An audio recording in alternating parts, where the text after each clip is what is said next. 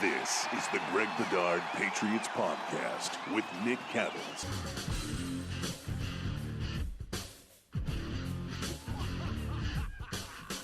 Hey everybody, welcome into the Greg Bedard Patriots Podcast. I am Greg Bedard, solo this week. Nick and I sort of had a little tough timing, mostly my own fault. I got to blame the Patriots a little bit. 2-game winning streak and also the whole Bailey Zappe experience. I've just been really grinding the tape a lot more to make sure that I'm on point and I'm giving you guys in various platforms, BSJ, Felger and Maz here, that I'm giving you the most accurate information that I can. And sometimes that causes me to watch a lot more film. My note taking's a little bit better than it is sometimes for some regular season games. And so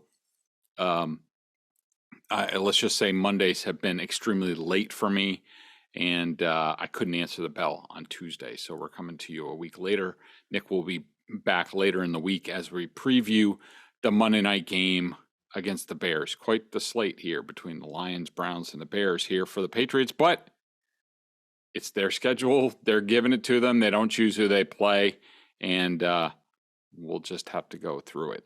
Just a reminder, this podcast is brought to you by Athletic Greens, your one-stop shopping for 75 high-quality vitamins to help you start your day right. Sort of overview of the podcast today that we're going to talk about. We got to talk about Bailey Zappe and Mac Jones. Of course, I'll give you my read, what the film says. And I base everything that I say on the film, a little bit on advanced analytics to get some context for things because things are not always black and white. We will talk about where Mac Jones is health-wise. I also want to talk about the defense a little bit because I think they've been left out. Actually, they've largely been left out of this discussion during this win streak and sort of what the Patriots have done this season. A couple things that are on my mind. We'll get into 3 up and 3 down. Of course, members at bostonsportsjournal.com get all this information ahead of time. They get 5 up, 5 down. They get video analysis with Bailey Zappe this week. If you're a member, then I go through, I don't know, it must be a half-hour video where I go through all the plays that I graded on Bailey Zappe, which 8 positive plays, 8 minus plays, and also some of the bigger plays that I consider neutral, that I didn't give Bailey Zappe credit for. We go through the film. I explained to you exactly my thinking on each play, including one of the plays I actually changed. There was a play behind Hunter Henry. I forgot that the TV copy showed that ball was tipped at the line that had originally been given a minus to Bailey Zappe, but I corrected that based off of the film study. All right, let's talk about Mac and Bailey. We now have 2 games worth of data, 2 games worth of film. And in my mind, Mac Jones is clearly the starter of this team. I think, and am I somewhat putting myself in Belichick's shoes or trying to give you his thinking? I don't have any inside knowledge on this. I don't think anybody does. I don't really believe any reports on this. Whoever is out there is out there. And I do think this is a health decision for the Patriots. I do think they're trying to figure out, exactly when Mac is healthy enough to be on the field. But do I think that Bill Belichick views Mac Jones as the starter for this team and that Bailey isn't really in competition for that? Yeah, I do. I think it's clearly Mac Jones and Bailey Zappe is the team's backup. Now, has Bailey made himself more of the conversation this week? And if Mac really struggles in a game,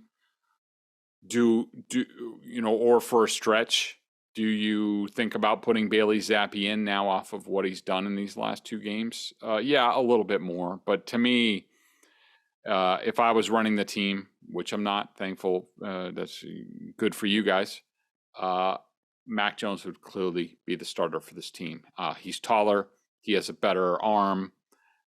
He has done more things on film that translate to being a very good NFL starting quarterback at some point in time. I don't expect him to do it in the first third of his second year. and a lot of things have to be right around him.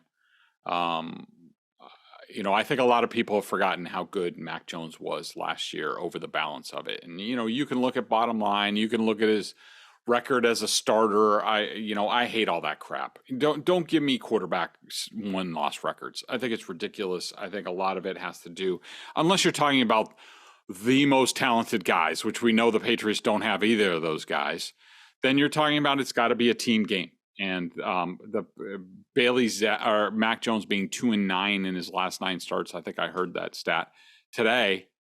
I mean, it's 3 years running. The Patriots defense has stunk down the stretch. That they've stunk down the stretch. So I don't put that on Mac Jones. It happened with Tom Brady. It happened with Cam Newton. It happened with Mac Jones. I don't think it's a quarterback problem. I think it's a Patriots problem, and we'll see. I mean, I think the Patriots are going to be in the same exact boat again. They will get to a good record. I think last year they were 9-4, top seed in the AFC East. Let it all slip away, basically, down the stretch.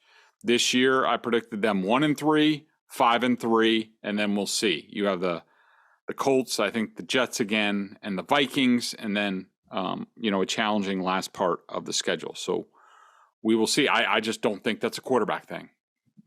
Plenty of talking heads will make that about that. I just don't see that. I try to base my decisions almost all on the film. And to me, there are clear differences between a healthy Mac Jones and Bailey Zappe. I think that that you see some plays on film. Zappe certainly, I think that his best plays were the Hunter Henry touchdown, the Tyquan Thornton touchdown. And there was a Tyquan Thornton crossing route later in the game where Zappe did a really nice stepping up twice, avoiding and slinging a ball in there with pretty good velocity. That was an upper level quarterback play. So if you were, that's the one play in his 2 games or 2.5 games that really stand out, that you're just like, okay, you do that 10, 11 times a game. Now we're talking. But we have not seen that. That's no knock on Bailey Zappe. He is still in the backup category. He just is. He has a size limitation. He has an arm limitation. There are 2 stories that I'm breaking down on BSJ. Both throws, same formation, same run action, same play to Jakobi Meyers. Second quarter across the middle, fourth quarter to the right. Both of them, I think, illustrate how Zappe's a little bit deficient in the arm. The crossing route went for 20 yards. It took a while to get there. Jakobi Meyers had to stop, jump up, get it. You can see it just a good NFL starting quarterback like Mac Jones throws that ball with more heat, and there's probably more yards after the catch. The other one to Jakobi Meyers, Zappe had to throw flat-footed because he made a conscious decision to look hard left at Devontae Parker, hold the safety, and then he came back and he had to get rid of it really quick. So he basically threw it flat-footed. And that ball lost some steam at the end. But he also had a couple of throws that you see him throwing out. All right. But it has to be said, he's able to step into almost all of his throws with how the Patriots are calling these games. And I think that's a huge factor. And any quarterback, I don't care, backup starter in the NFL, can make those throws stepping into every throw. It's what happens when the heat's around you. And the heat has not been around Bailey Zappe. He has largely not been under duress in these games. He has been pressured, I think, on average 21% of the time. That's less than 1-4. Mac Jones has been pressured. Sorry, I have it. To start the season, 33% of the time. That's 1-3 snaps. He also got hurt and needed x-rays after the Miami game. Busted his ankle in the Ravens game. And at this point, to compare it, to this point, 6 games into his rookie year, where Bailey Zappe is, now different circumstances, I understand. Zappe hasn't gotten the reps that Mac did as a rookie, practice reps. Jones was under pressure 35% of the time. So to me, there's been a lot of things going for Zappe. in these games. You have to put these games in these performances into context. You just have to. And if you don't want to, that's fine. I understand that. Me personally, and I think this is the way Belichick looks at it, Belichick watches the film. He watches a big play, like, say, the Hunter Henry touchdown. Do you think he's got the clicker in his hand and he says, like, oh, man, Bailey made a great play there. He that's a play Mac's not going to make. He's not saying that. Bill Belichick is watching. He's watching down the line. All right, this kid against Buffalo, can he get the job done? With Josh Allen on the other sideline, which quarterback gives us the best chance to be competitive against Buffalo down the road? To me, it's clearly Mac Jones. And I'll continue to illustrate the reasons. I mean, I still think, to me, Bailey Zappe is Chase Daniel. He's Matt Flynn. He's Jay Fiedler. Okay. You want him to be the starter for the Patriots. I just don't see it. I ask yourself this. If he was a free agent after this season, who would sign him? What kind of contract would he get? Would you feel comfortable if it was your team? Would you say, all right, I'm going to pay that guy $30 million a year? Of course not. To me, he is a backup due to his limitations. I will say this. These are the positives on Zappe. He is very advanced for a rookie with his pocket movement and pocket sense. His eyes never stray from down the field, which is a big thing with young quarterbacks. A lot of guys, again, that's bred from not being under pressure. I mean, if he was on the Rams, that offensive line, it would be much different. I mean, look at Cooper Rush in Dallas. 5-0 as a starter after Dak Prescott. Some people are like, oh, should Dak get his job back? Yeah, looked really good for 5 games. Then suddenly they go up against who'd they play? The Eagles. Eagles pass rush, which was all over the Cowboys. Cooper Rush looked like a backup. Didn't have the mobility, the height, the arm strength. That's what Bailey Zappe would look like, again, in my opinion, I could be wrong, against better competition. Other positives for Zappe. He knows where his receiver will be and has started to manipulate the defense some in the game to help his receivers. Again, that's an advanced thing. Zappe's short, compact motion helps him. He can throw from different arm angles, which we saw in this game. He has enough arm strength to make most throws from a clean pocket. That's where I think Bailey Zappe is. Things going for Zappe that Jones did not have. Run game being the focal point. Yeah, they didn't run the ball great in this game, but it was the focal point of their offense. The Browns had to respect it. The Browns had to put more resources towards stopping the run, which opened up the passing game. High percentage of play action. I mean, this is the stat. If you were looking for one stat to be like, oh, well, what's the difference between things when Zappe's running the offense and when Mac? The Patriots are using play action on 31.6% of his throws, and he is averaging 15.3 yards per attempt on play action. 32% of his dropbacks, 15.6 yards. Without the benefit of play action, which we talked about earlier in the year, when Mac in the offense was where's the play action? Where's the motion? Where's the things that Mac does well? What is it with these deep drops and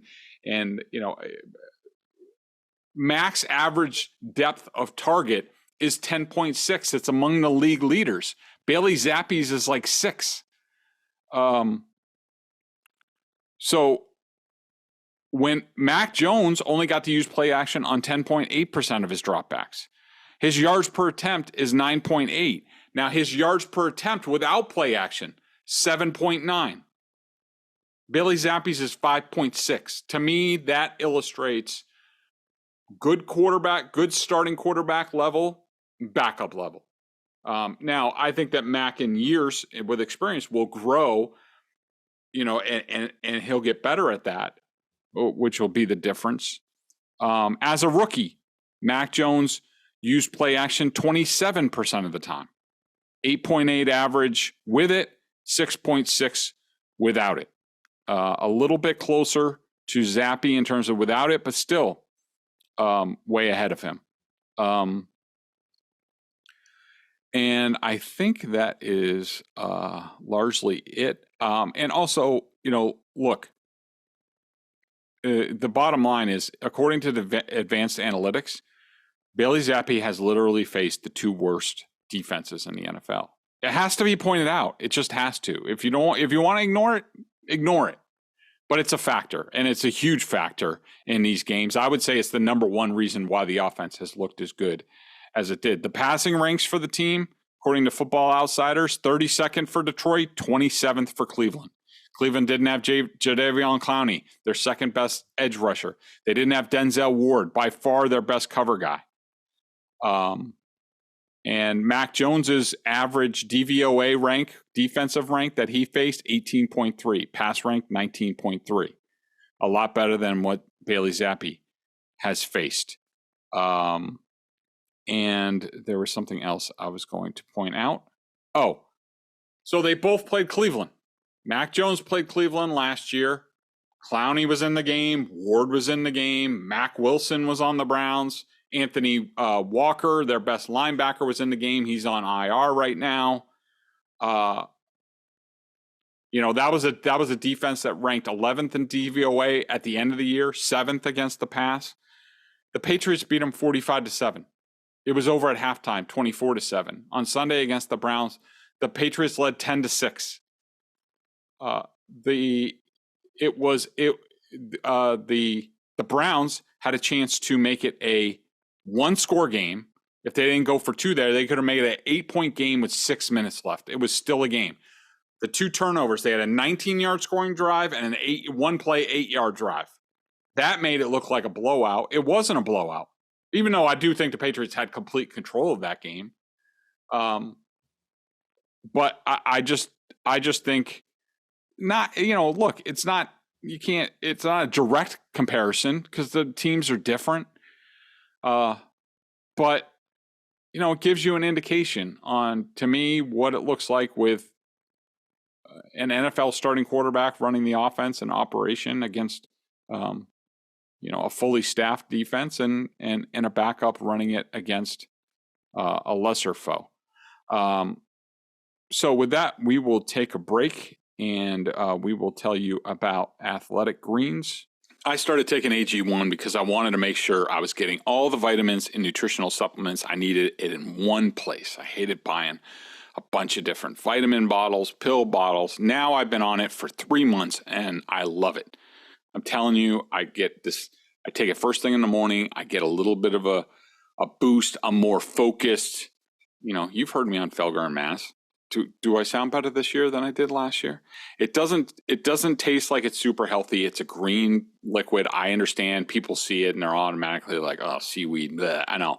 I'm telling you, it tastes good. It has a mild tropical taste, a little minty, and I actually look forward to it each morning. So what is this stuff? With one delicious scoop of AG1, you're absorbing 75 high-quality vitamins, minerals, whole food source ingredients, probiotics, and adaptogens to help you start your day right. This special blend of ingredients supports your gut health, your nervous system, your immune system, your energy, recovery, focus, and aging, all the things you're looking for. I take it first thing in the morning. It's now part of my routine, and I'd be lost without it. I love how it contains less than 1 gram of sugar, helps me with my diet. No GMOs, no nasty chemicals or artificial anything. So clean while still tasting good. Right now it's time to reclaim your health and arm your immune system with convenient daily nutrition. It's just 1 scoop and a cup of water every day. That's it. No need for a million different pills and supplements to look out for your health. To make it easy, Athletic Greens is going to give you a free 1-year supply of immune-supporting vitamin D and 5 free travel packs with your first purchase. All you have to do is visit athleticgreens.com/Bedard. Again, that is athleticgreens.com/Bedard to take ownership over your health and pick up the ultimate daily nutritional insurance. So just, quickly, a little bit of an update on the quarterback situation. The Patriots, because it's a Monday night game, they didn't practice on Wednesday like they normally do. They'll be back on the practice field Thursday. we'll have to see where Mac is. Joe Judge talked this week. Devin McCourty talked this week. Bailey Zappe talked this week.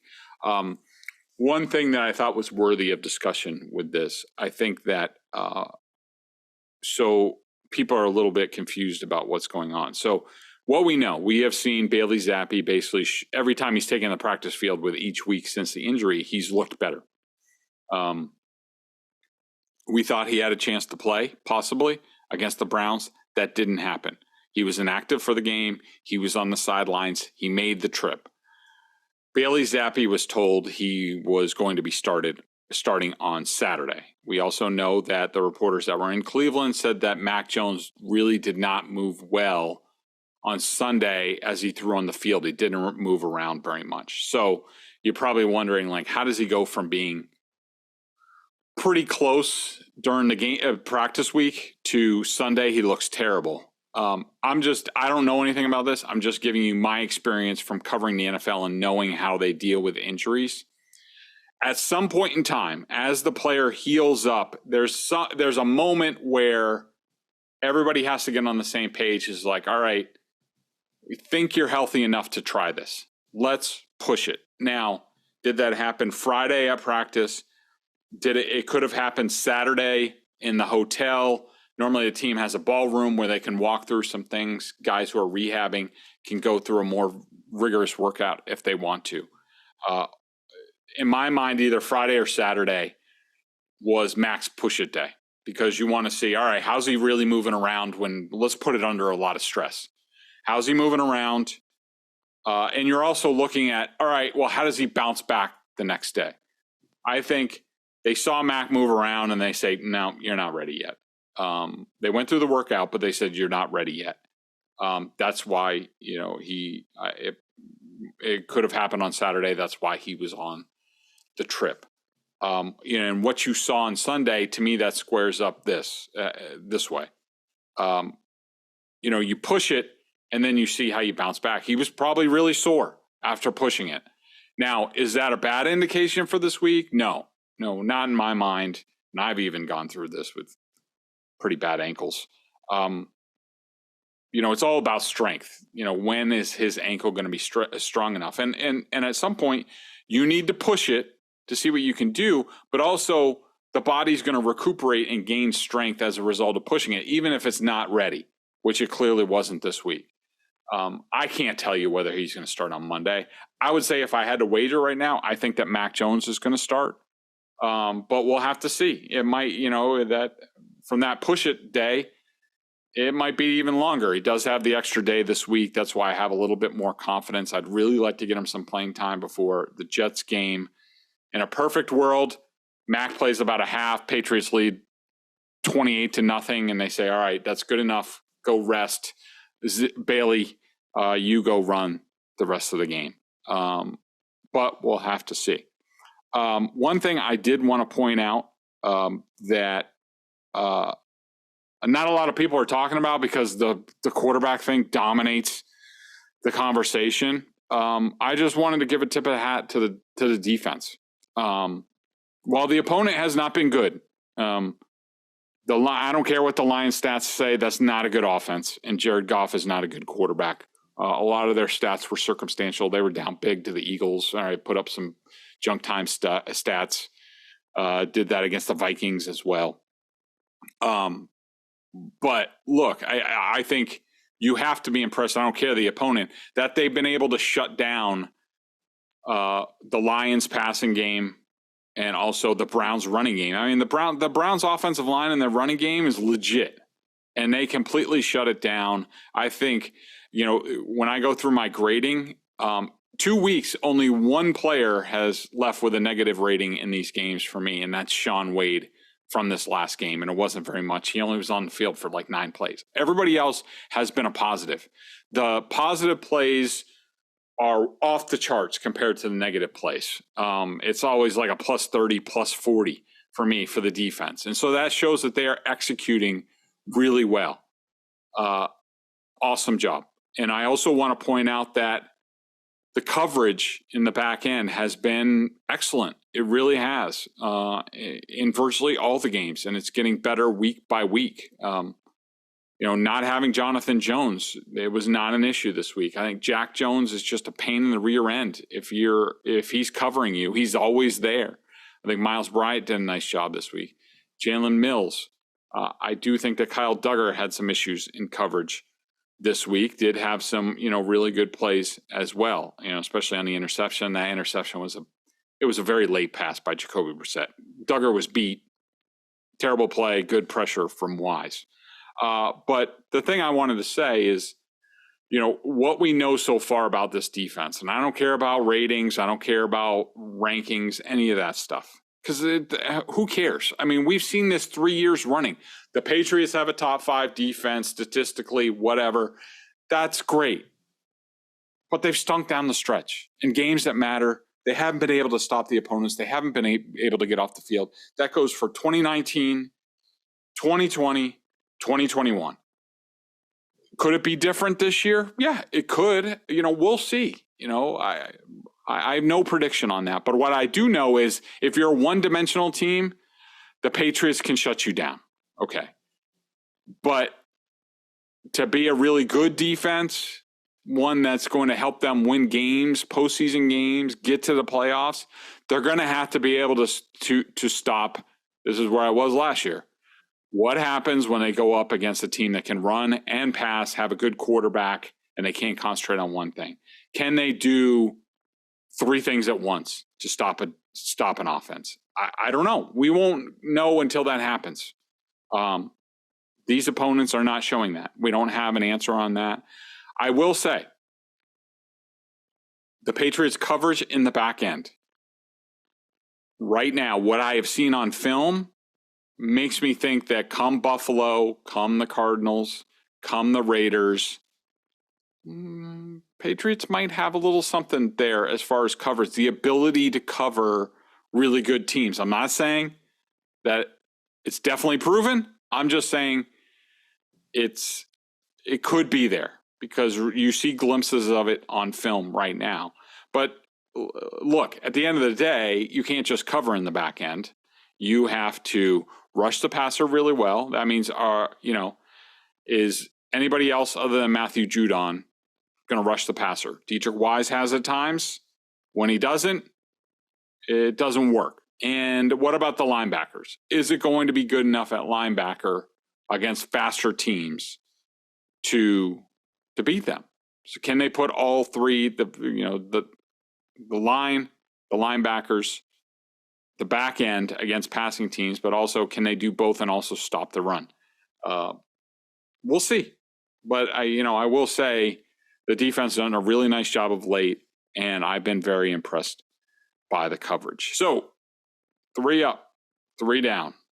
Bailey Zappe is not on my 3 up list. Sorry to break your heart if that's what you're waiting for.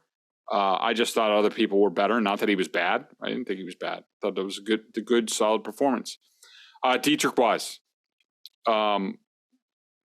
He was an animal as far as he had 5.5 total quarterback pressures, 8 impactful plays while still playing 59 snaps. And it's just unbelievable. Matthew Judon was my number 2. A bit of a quiet game. He got a lot of attention again, a lot against good players. He still, at the end of the day, ended up with 2.5 pressures, 6 impactful plays, no minus plays. Awesome job by him. And Christian Barmore. He got hurt. It's a shame he got hurt. 20 snaps. He had 3 impactful plays. That's a very high percentage. What's interesting is that week 6 last year was his bust-out game. This was going to be his bust-out game. So that is a good sign. All defense. And my down list is all offense. We'll start with Isaiah Wynn.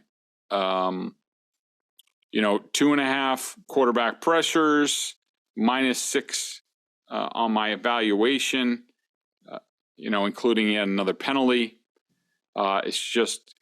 He's having a tough go. I still think he's a talented player.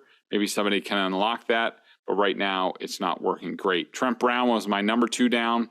Sorry to the big fella. He had been on a heater, had a tough time with Myles Garrett. And tribute to Myles Garrett. Rarely do you ever see an edge rusher on another team without much around him still be productive against the Bill Belichick team. And even Belichick was lamenting that. 4 total quarterback pressures allowed for Trent Brown. And my other minus was Marcus Cannon, the other option at right tackle. I know a lot of people are hot on that, and I really like Marcus for his smarts, how he adjusts things on the fly, how he run blocks. Pass blocking, I worry a little bit about his foot speed. Maybe that will come back to him a little bit the more reps he gets, but right now it's a little bit rough. BSJ member question of the day. Hey, you know the drill. It's $39.99. It's 10 cents a day. You know, if you really want the best, most honest Patriots coverage, I'm going to give you the truth. Good, bad, or ugly. You're going to get information on the team from my film study that you're not going to get anywhere else. Just to let you know, and sort of if you want to take a look, sort of like a free preview thing, if you go over to BSJ, you find my breakdown of this game, of the Browns game. It is titled Bedard's Breakdown. After second straight win, does the film show Bailey Zappe should be the Patriots starter? First of all, you got a lot of my explanation is free.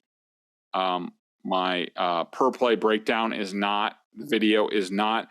But if you want a preview of that, go over to that story on the top. You get 3 plays to a W from the Lions game.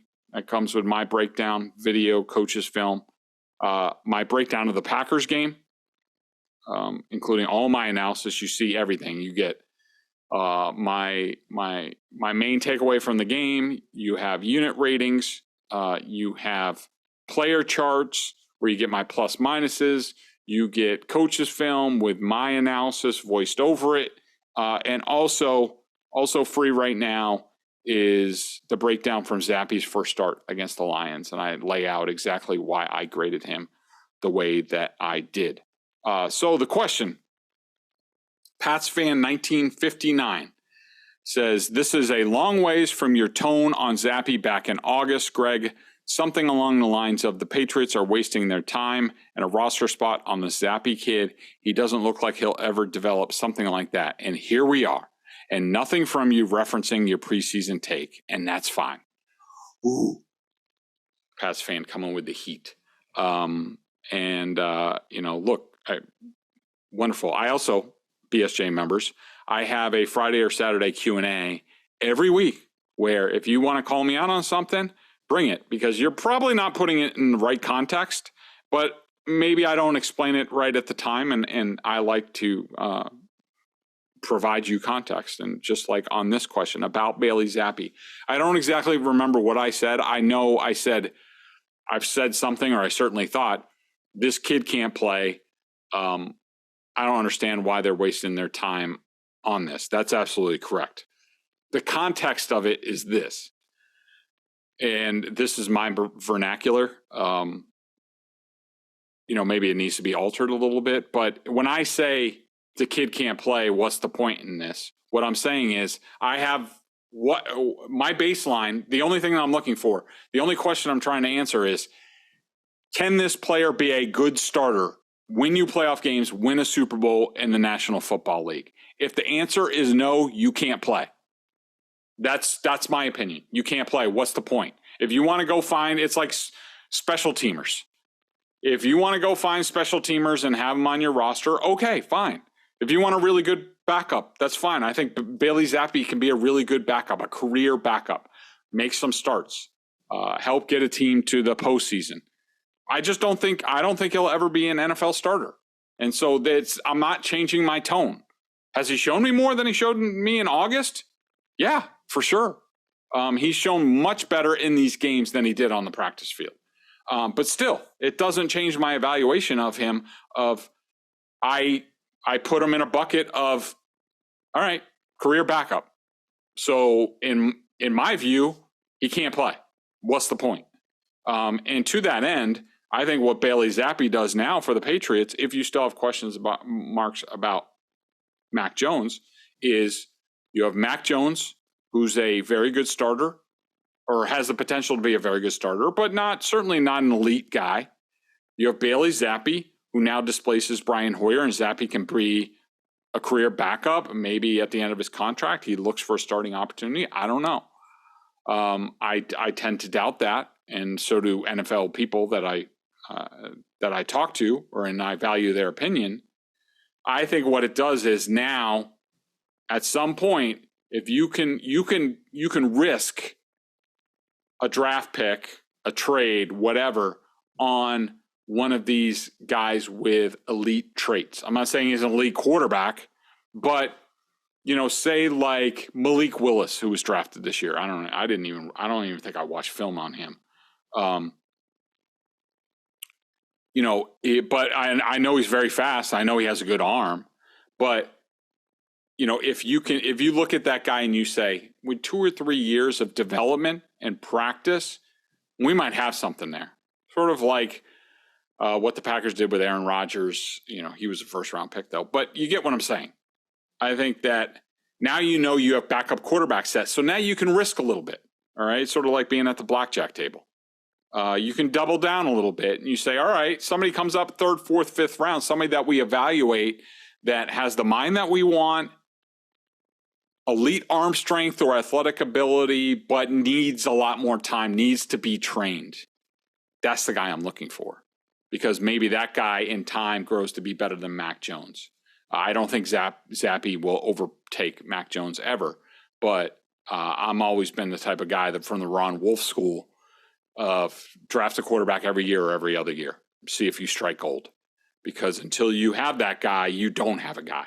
And I'm always putting more assets to the quarterback position. So that's what I meant by what I said about Bailey Zappe. I just don't think he's going to be a franchise quarterback in this league. So to me, he can't play. Now, do I literally mean he can't play? No. But as soon as I make that evaluation on a guy, I put him out of my mind. I'm not saying I'm right all the time. I'm not. I'm wrong a lot. Well, I wouldn't say a lot, but I'm wrong. And, so are a lot of also smart people. Bill Belichick's been wrong a ton and has admitted that. So that's my thinking. Anyways, thanks for tuning in to the podcast. We'll be back later in the week with Nick to talk about the Bears. Make sure you check out athleticgreens.com/Bedard. Thanks for listening, and we will see you later in the week.